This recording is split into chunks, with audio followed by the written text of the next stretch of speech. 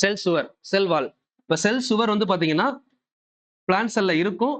தாவர பிளான்ட் செல்ல இருக்கும். அனிமல் செல்ல இருக்காது. வேற. சென்ட்ரியோல் எதுல இருக்கும்?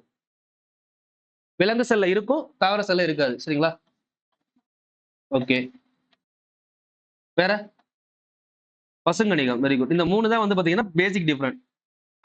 பசுங்கணிகம் தாவர செல்ல இருக்கும். விலங்கு செல்ல இருக்காது. இதுல வாக்குகோள்கள் சிறியதுன்னு குடுத்திருப்பாங்க. இதுல சிறியது, தாவர செல்ல பெரிய வாக்குகோள்கள். ஏன்னா நமக்கு வந்து பாத்தீங்கன்னா, விலங்க பொறுத்தவரை கழிவு நீக்க மண்டலம்னு தனி மண்டலமே இருக்கு. நம்ம கழிவு நீக்க மண்டலத்துல 3 பார்ட் செயல்படுதுல்ல. 1 கிட்னி, சிறுநீரகம். 2வது தோல். தோல் வந்து பாத்தீங்கன்னா, வியர்வையவும், ரத்தத்தையும் பிரிக்கிறது. 3வது நுரையீரல். நுரையீரல் ஆக்ஸிஜனையும், கார்பன் டை ஆக்சைடையும் எக்ஸ்சேஞ்ச் பண்றது. சோ இது 3மே வந்து பாத்தீங்கன்னா, நம்ம கழிவு நீக்க மண்டலத்துல வந்துரும். அனிமல்ல. இங்க வந்து கழிவு நீக்கத்துக்குன்னு தனி மண்டலம் கிடையாது. அதனால வாக்குகோள்கள் தான் கழிவு நீக்க மண்டலமா செயல்படும்.